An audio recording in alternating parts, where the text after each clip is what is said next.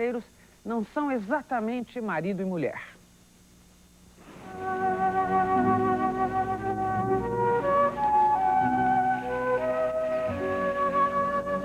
David Harrod, 36 anos, nasceu em Bollington, norte da Inglaterra. Estudou francês na Faculdade de Letras e foi morar em Londres assim que se formou. Trabalhou como contador de um hospital até 1991, quando veio conhecer o Brasil. Gostou e resolveu ficar. A decisão implicava abandonar um cargo executivo e um casamento que já durava 10 anos. Foi o que ele fez. Hoje mora em Curitiba e ganha vida fazendo traduções.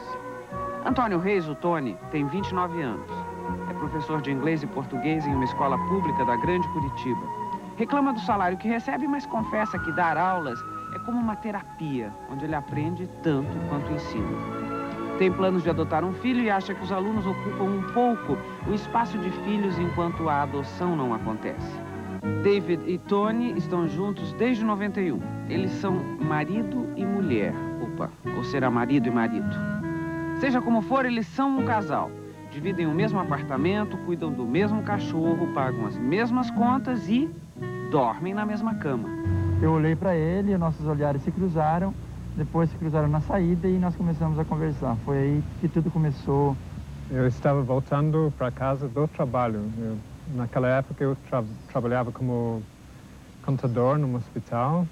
Ainda era casado com uma mulher, um casamento de 10 anos. Então, foi assim. Além de ser meu amigo, é meu irmão, é a pessoa com quem eu chego, eu conto tudo, sabe? Não é aquela pessoa que eu tenho meias palavras, tipo, eu chego e tenho um problema, divido com ele. Ele é a mesma coisa, a pessoa que a gente é o nosso, como que eu posso dizer, é a nossa tábua de salvação. Eu estava procurando uma saída mesmo. Então aconteceu que eu encontrei a pessoa certa. David e Tony se conheceram nas escadarias do metrô de Londres. Tony era um turista visitando o Velho Mundo pela primeira vez.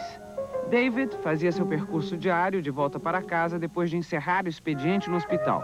Foi amor à primeira vista. David desistiu de seu casamento e resolveu assumir sua homossexualidade. Tony encurtou sua viagem pela Europa e voltou para o Brasil carregando o David na bagagem. Eles nunca mais se separaram depois do primeiro encontro, mas a história deles não é tão simples assim. Eu sempre me senti homossexual. Só aos 14 anos eu fui saber que isso se chamava homossexualidade, né? Foi quando, aos 14 anos, eu senti que eu estava sendo diferenciado na escola, diferenciado pelos meus amigos. Foi então que eu cheguei e falei para minha mãe, olha, estou com um pequenininho problema, né? Eu sou chegado em homem, não em mulher. Começou a se manifestar na adolescência, só que eu nunca me aceitei, não aceitei que seria isso para mim. Eu queria me casar, ter filhos e viver feliz para sempre, né? Segundo os padrões normais. Homens que gostam de homens e mulheres que gostam de mulheres existem desde que o mundo é mundo. A polêmica em torno da questão é quase tão antiga quanto a sua prática. De 2 meses para cá, o assunto voltou a virar notícia com o anúncio de que o PT estaria colocando a legalização do casamento entre homossexuais como um dos pontos de discussão do programa de governo do Lula. Os gays, claro, estão a favor da legalização, mas essa não é a opinião da maioria da população. Porra, 2 homens se casar é foda, né? Não dá, não rola. Eu sou contra o homossexualismo por uma parte. Eu acho que um gay jamais poderia gerar filhos, né? Eu acho que é depravado, mas não temos outro género senão tolerarmos, porque nós não nascemos com o nosso destino. É um absurdo isso. O homem, ele nasceu homem, né? E a mulher nasceu mulher, então... Eles tinham que matar tudo sobre o homossexual. Tinham que matar. Isso é uma praga. Eu vejo com muitos bons olhos esses partidos que hoje estão discutindo a questão dos homossexuais. Porque, afinal de contas, os homossexuais são cidadãos. Porque nós pagamos o imposto, IPTU, imposto de renda e IPMF, que não isentaram. Inclusive, os homossexuais pagam IPMF, é um absurdo. Porque já que nós somos cerceados em muitos direitos, acho que não precisaríamos alistar, não precisaríamos votar. É cobrado tudo nosso como cidadão. Então, temos que ter o direito de cidadão de escolher com quem a gente quer ficar junto, com quem a gente quer ser feliz. A legalização da situação homossexual ainda é uma realidade distante no Brasil. Para fugir do preconceito que começa dentro de casa, grande parte dos homossexuais prefere esconder sua opção sexual. Ou, para usar um termo mais politicamente correto, sua orientação sexual. Assumir a condição significa enfrentar uma série de obstáculos. O primeiro deles está dentro do próprio homossexual.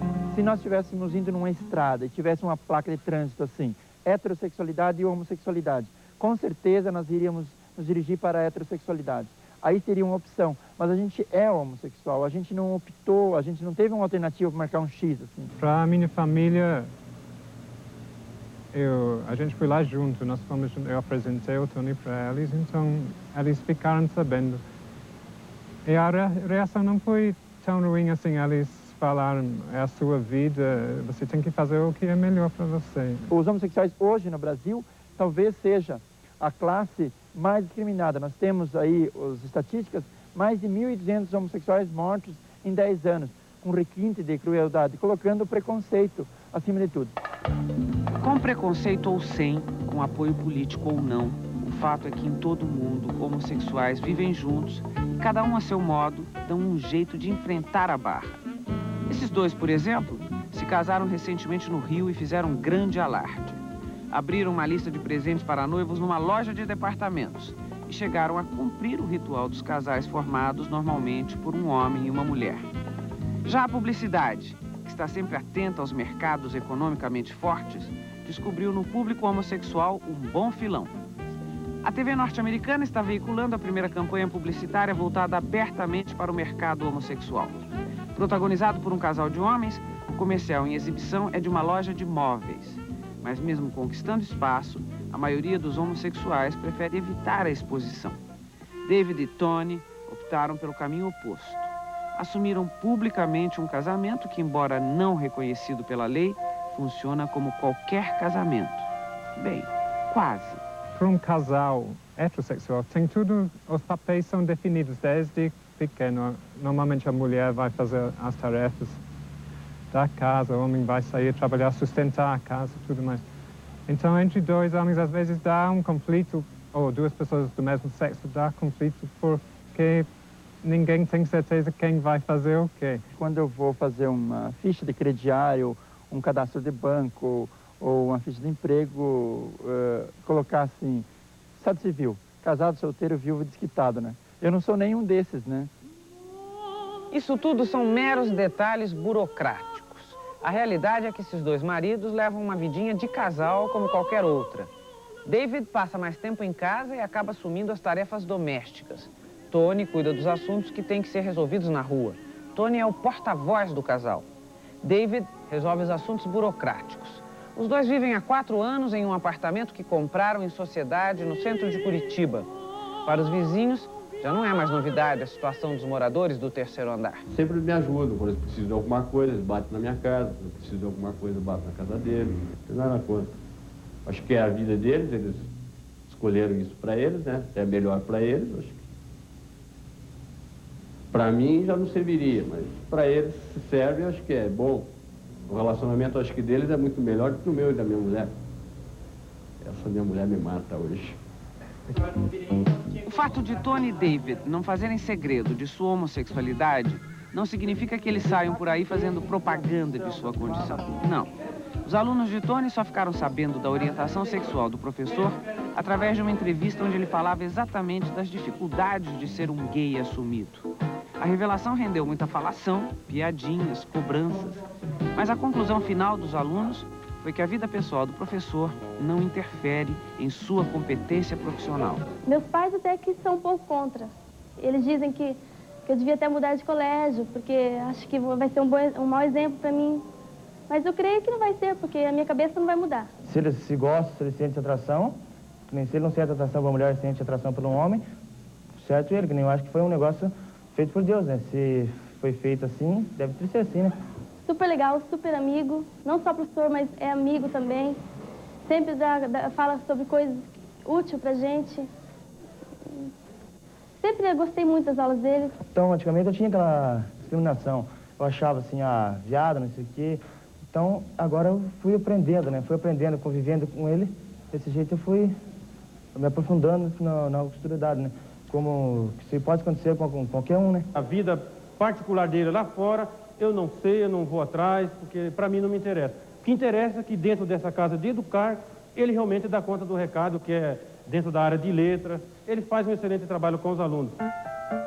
Mesmo que a família já conhecesse sua orientação sexual, Tony teve que enfrentar mais uma situação complicada na hora de apresentar David como seu esposo. No começo eu achei meio esquisito, né? Porque eles também não sabiam como lidar com o namorado do filho do irmão. Mas agora a gente esteve lá agora esse final de semana, nós nos damos muito bem, assim. Eu não me sinto mais como um objeto de curiosidade, assim. Todo mundo sabe que a gente está junto e é aceito, assim. Eu não me sinto mais fora da coisa. Inclusive, ele é extremamente respeitado pela minha família, pela minha mãe, pelas minhas cunhadas, meus sobrinhos, meus irmãos. É uma pessoa, assim, tida como responsável, sabe? Uma pessoa sensata, que eles dizem. Nós temos um parente sensato, né? A barreira legal é a única que falta os dois vencerem. No caso deles, a impossibilidade de oficializar a relação tem o agravante de David ser estrangeiro. Assim, apesar de levar uma vida de casado ao lado de um brasileiro, ele não consegue obter visto de permanência no Brasil, o que o obriga a sair do país de tempos em tempos. É mais por isso, e menos pela implicação romântica, que Tony e David defendem a ideia do casamento entre pessoas do mesmo sexo. O maior problema é a questão que nós temos, é a questão do patrimônio que a gente tem em comum. Só que eu não posso ter bens no meu nome no Brasil. Então fica complicado. Se acabar a nossa relação, ou se o Tony morrer, alguma coisa assim, eu fico numa situação muito difícil. Eu gostaria realmente de ter uma cerimônia, mas não copiando o modelo heterossexual. Gostaria de que fosse uma coisa assim, bem natural e que não fosse, vamos dizer, uma regra para que você ficasse com a pessoa, tipo, assinou o papel aqui, você vai ser sempre dele e assim por diante. O casamento vai bem, obrigado. Como qualquer casal, Tony e David se curtem, às vezes discutem e tocam a vida. Ensinam, traduzem, militam, torcem para que a discussão sobre a liberdade de orientação sexual se amplie e fazem planos para o futuro. Eu, pelo menos, gostaria muito de adotar um filho quando a gente tivesse uma situação estável e a economia do país, né, seja estabilizada, que a gente tenha um futuro, poder até adotar um filho, né, que é a minha intenção, que já não é a mesma opinião do David, né, David? Não, eu tenho algumas restrições a esse respeito, mas são restrições comigo mesmo, não é por ser homossexual, é questão de... Eu não sei se eu seria bom pai.